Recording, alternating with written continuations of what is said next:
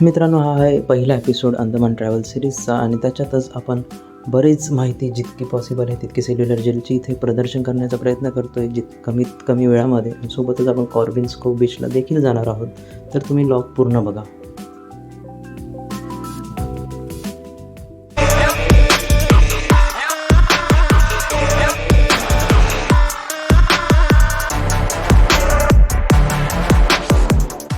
नमस्कार मित्रांनो, स्वागत आहे तुमचं नवीन व्लॉगमध्ये.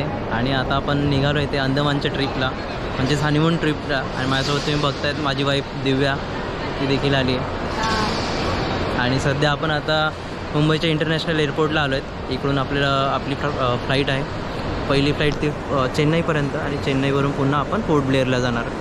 तर चला एन्जॉय करूया जर्नी, आणि नक्कीच पूर्ण व्हिडिओ बघा, पूर्ण सिरीज येईल ती नक्की बघा. चला भेटूया आणि पूर्ण कंटिन्यू बघत राहा व्हिडिओ. मी आयुष्यात पहिल्यांदाच फ्लाईटमध्ये बसलो आणि एक्साइटमेंट खूप जोरदार होती. खूपच मजा येत होती फ्लाईटचा एक्सपिरियन्स करताना.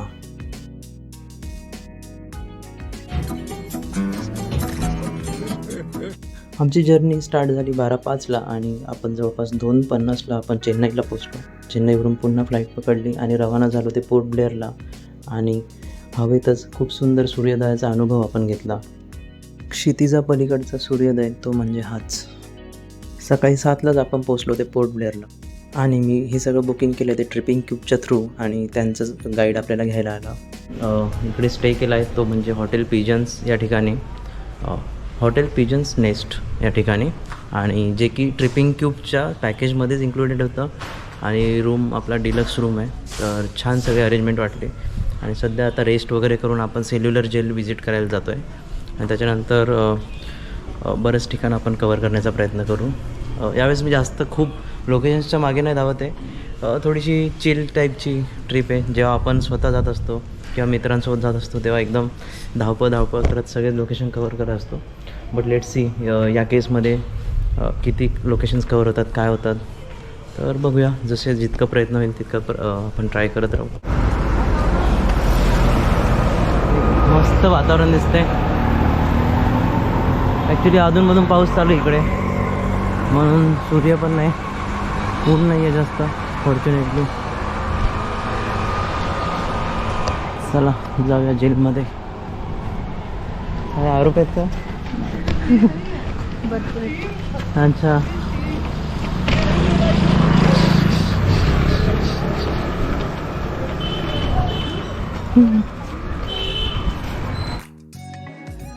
आणि दुपारच्या सुमारास आपण आलो ते म्हणजे सेल्युलर जेलला. 200 इकडून आपण एंट्री केली आहे. आणि तिला गाईड पाहिजे, एवढा मोठा गाईड नवरा आहे तरी पण सांगतो ना मी सगळं, विश्वास ठेव. इकडे स्वतंत्र ज्योत. इकडे आतमध्ये आल्यावरती मी गाईड हायर करू शकता, जे की 200 प्राईज आहे गाईडची. बट सेल्युलर जेल म्हणजेच काळा पाणी. आपण काळा पाण्याची शिक्षा हे बऱ्याचदा आपल्या पाठ्यपुस्तकांमध्ये वाचलेलं होतं. सन 1896 ते सन 1906 या 10 वर्षांच्या कालावधीमध्ये ब्रिटिशांनी या सेल्युलर जेलचं निर्माण केलं. भारताच्या स्वतंत्र सैनिकांना इथे डांबून ठेवण्यात येत असे. खरं तर 1857 पासूनच अंदमानच्या आयलँड्सला ब्रिटिशांनी भारतीयांसाठी कैदीवास म्हणून वापरण्यास सुरुवात केली होती. मरने के बाद जो धार्मिक तौर पे जो रिचुअल्स करवाते हैं आफ्टर डेथ, यहाँ पे मरने से पहले when they live they have to do themselves. उनकी अंतिम धार्मिक क्रिया वो खुद ब खुद कर लें और एक साथ 3 लोगों को हैंग कर सकें. और लिवर को पुल कर देंगे तो ट्रैप डोर है 8 फीट डेप्थ, जो बॉडी वेट के साथ जाएगा स्पाइनल कॉर्ड को ब्रेक कर जाएगा. यदि स्पाइनल कॉर्ड नहीं ब्रेक हो रहा है, इफ दे सर्वाइव, कानूनन उन्हें फांसी नहीं दे सकते. दैट्स व्हाट रस्से के बीच में एक लोहे का मेटल रिंग इस्तेमाल किया जाए ताकि रोप को कंप्रेस कर जाएगी रोप, और मेटल रिंग स्पाइनल को ब्रेक कर जाएगा. और उसके बाद उनकी बॉडी से कलेक्ट किया जाए, एक बोरे में पत्थर बांध के समंदर में फेंक दिया जाए. ये उनकी ऑर्डर में दी, but we have no any records how many people are hang here. यहाँ पे स्पेस का मैं सर 2-2 जन करके देख सकते हैं.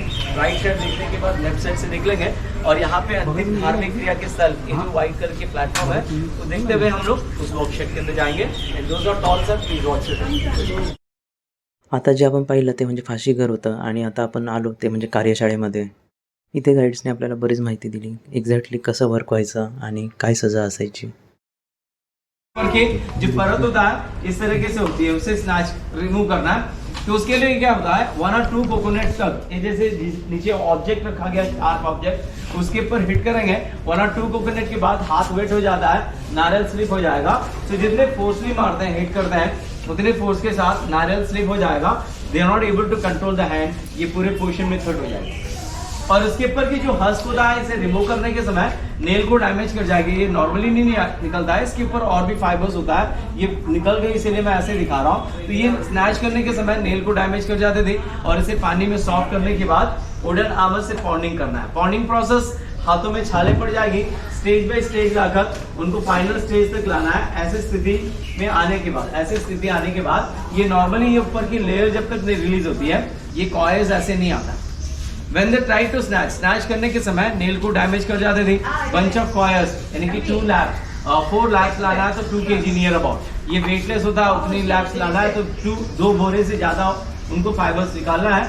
और ये फाइबर जो होता है कॉयल्स नॉर्मली शार्प होता है। It is single fibre, I show you. यहाँ पे सिंगल फाइबर जो है इतने शार्प होती है और इसको लेने के बाद उनको इस तरीके से रोप मेक करना है। बंच ऑफ कॉयल्स लेकर रोप मेक करने के समय व्हील को रोटेट करने वालों के हाथों में छाले और ये जो फाइबर रिलीज होती है उंगलियों पे घाव कर जाते हैं। यदि काम नहीं कर पा रहे हैं dry coconut 30 pound coconut oil 10 pound mustard seeds, ये ऑयल एक्सट्रैक्शन मशीन मॉडल है, बाजू में ओरिजिनल रखा गया। They treat like oxen bull. Oxen bull is not possible to complete the work. वो ट्रीट हमारे लोगों को वैसे ही किए और राउंड एंड राउंड ग्राइंड करने के वक्त समटाइम रुक जाते थे, पीछे से जमादार उनके ऊपर चाबुक चलाते थे, उन्हें रुकना नहीं था, अपना काम शाम तक कंप्लीट करना था। यदि काम नहीं कर पा रहे हैं उनकी पनिशमेंट बढ़ती है। आगे देखते हैं।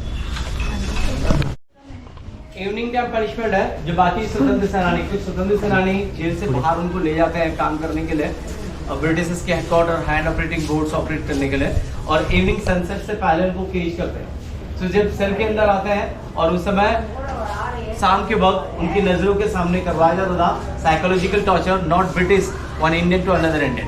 25% ब्रिटिश की population, 100% Indian population. How to control the people means we have to select in between the people. British बोल रहे हैं कि यहाँ पे British population same ratio what we have in outside. We are select the British Indian people only and our administrators, जितने भी clerical staff हैं, they are Indians.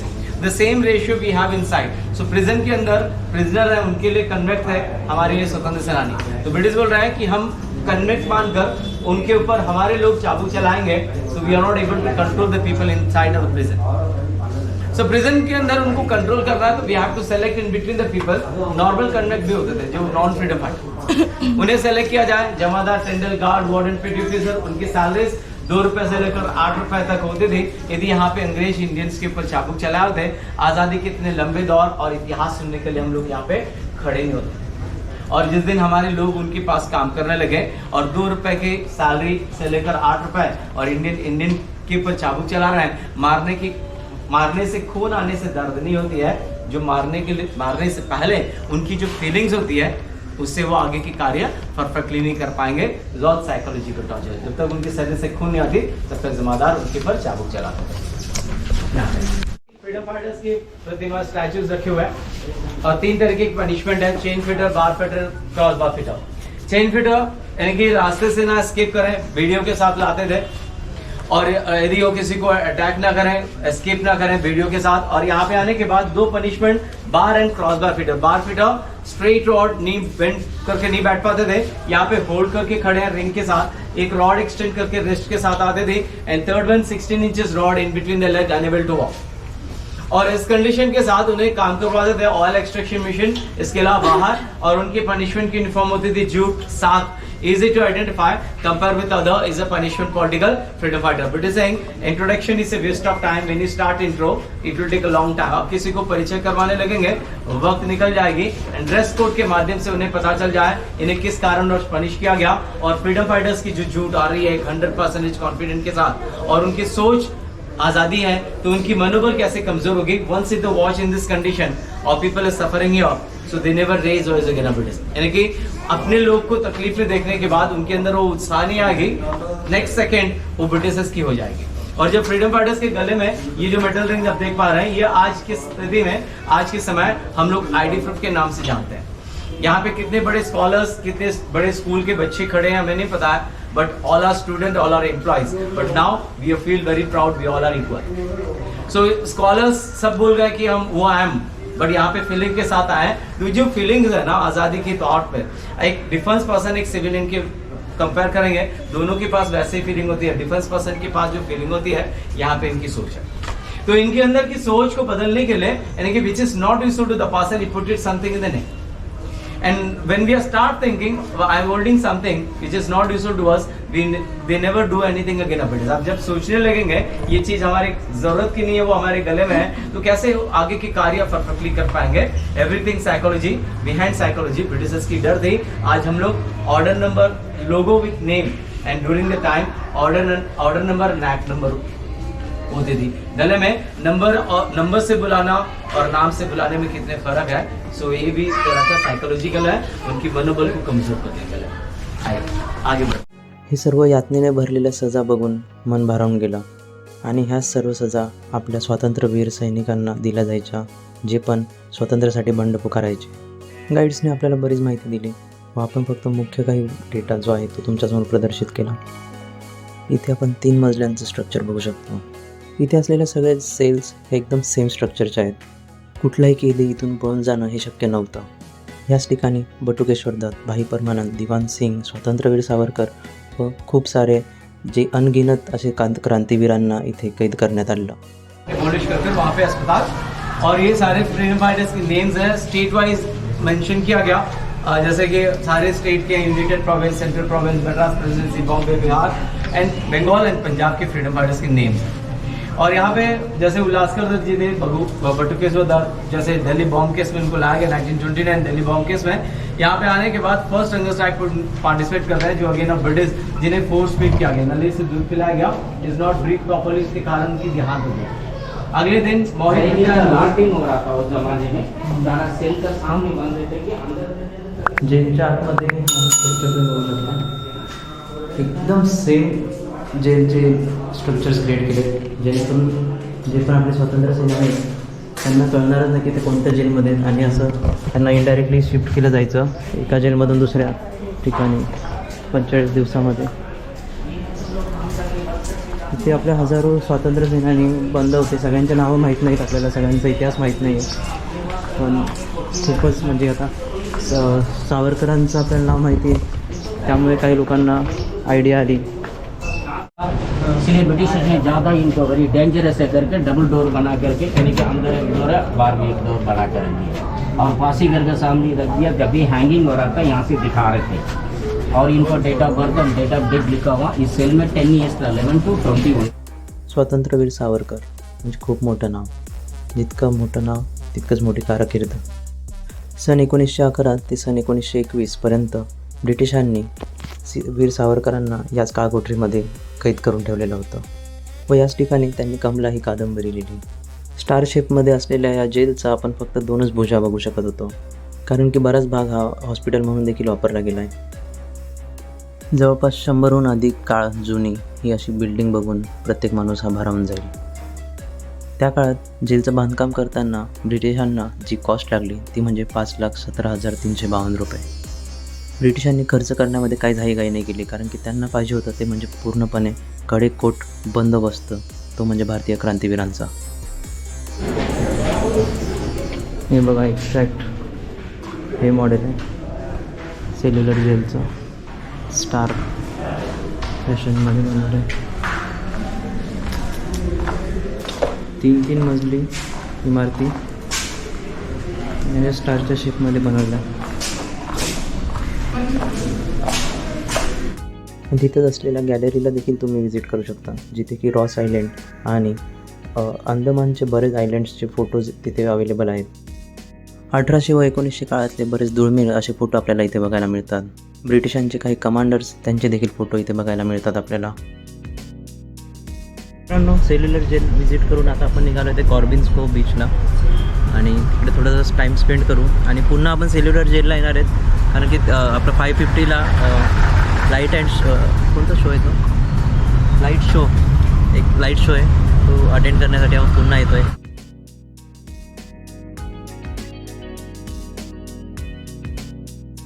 Okay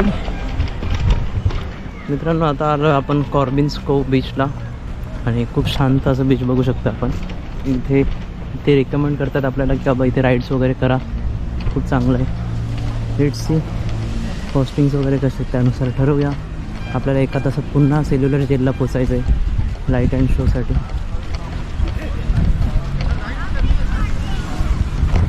मस्त वाटतंय वातावरण ना गं. कसं आहे, मजा येते का? झोपेत दिसते मला तर तो पूर्ण.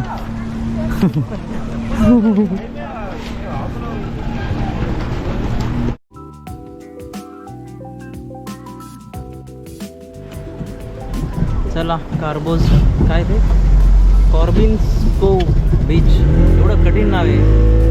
तिकडे आपण आता बोटिंग करतोय.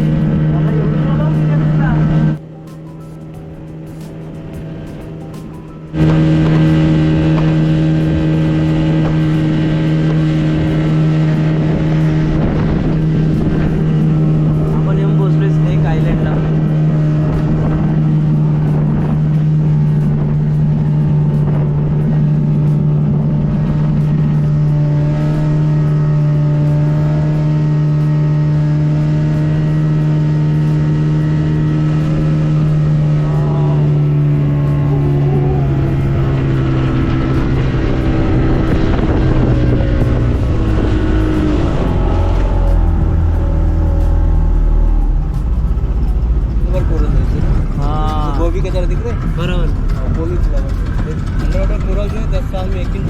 हां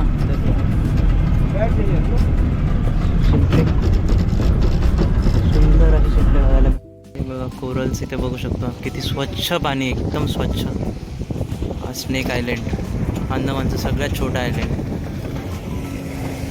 खूप स्वच्छता बघायला मिळते इकडे गोव्याच्या कम्पॅरिझनमध्ये.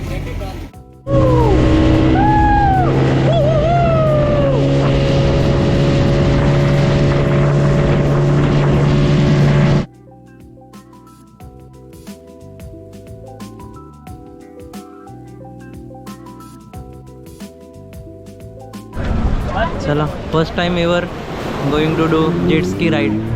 बघू कसं होतं, पहिल्यांदा करायला चाललं आहे. 1000 रुपये आहे याची कॉस्ट आणि 600 रुपये हाफ ड्राईव्ह. तर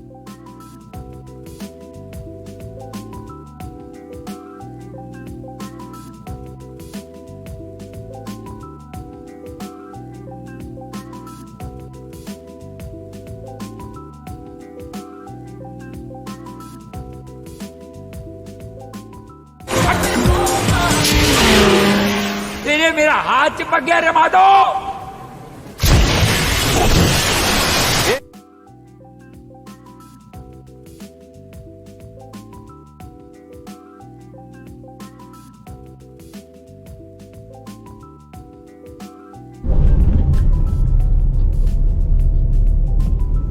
आपण निघालो ते लाईट अँड साऊंड शोसाठी. 5:50चा शो आहे तो. चला एन्जॉय करू. खूप चांगला शो म्हटला जातो. सेल्युलर जेलची संध्याकाळची लाईटिंग खरंच खूप अद्भुत वाटते आणि आतमध्ये चालणारा शो हा त्याहूनही देखील अद्भुत. मैं गवाह हूँ उस जुल्म का जो यहाँ आदम के बेटों ने आदम के बेटों पर बेरहमी से ढाया. सदियों से मैं इसी जगह मौजूद हूँ. मेरे सीने में दफन है वो सारी कहानियां जिन्होंने इन हरे भरे खूबसूरत टापुओं को वो खौफनाक नाम दिया, काला पानी.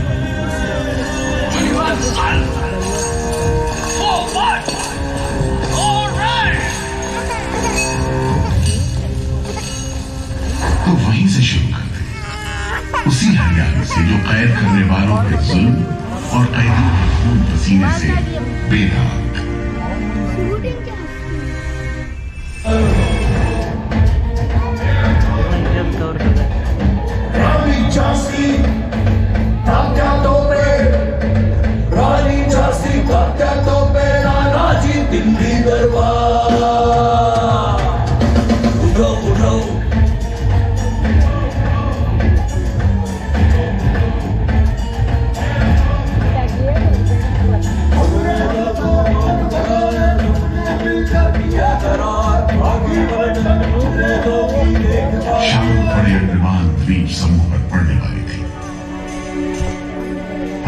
के मतवालों को सबक सिखाने के लिए फिरंगी सरकार ने 15 जनवरी 1858 को पूरे के पूरे अंडमान द्वीप समूह को एक तहखाने में बदलने का फैसला किया। His Excellency गवर्नर जनरल ने काउंसिल ने ये फैसला किया है कि अंडमान आइलैंड में कैदियों की एक बस्ती बनाई जाए। इसमें शुरू में जयोस्तु ते जयोस्तु ते जयोस्तु ते जयोस्तु ते जयोस्तु ते जयोस्तु ते जयोस्तु ते जयोस्तु ते जयोस्तु ते विल सावरकर, तुमको 2 बार का उम्र कैद का सजा मिला है। 50 बरस बाद सरकार तुमको छोड़ देगा। मिस्टर गिरी, तुम्हें विश्वास है कि तुम और तुम्हारी सरकार 50 बरस यहाँ रह पाएगी? सावरकर को इस बात में रत्ती भर भी शक नहीं था कि आजादी की जो लपटें हिंदुस्तानियों के मन में धड़क रही है, उन्हें अंग्रेज अब बुझा नहीं सकेंगे और जल्द ही उन्हें जाना होगा। इसी प्रबल विश्वास के बल पर सावरकर 10 बरस लंबा अरसा सेल्युलर जेल की एक ही कोठरी में रह सके। जवळपास 45 ते 50 मिनटं चालणारा हा शो पाहून आपण पूर्णपणे भारावून गेलो आणि मन हे पूर्ण मंत्रमुग्ध झालं. लवकरच भेटूया अंदमानच्या दुसऱ्या भागामध्ये. व्हिडिओ आवडल्यास नक्की लाईक करा व चॅनलला सबस्क्राईब करा व लोकांपर्यंत देखील शेअर करा.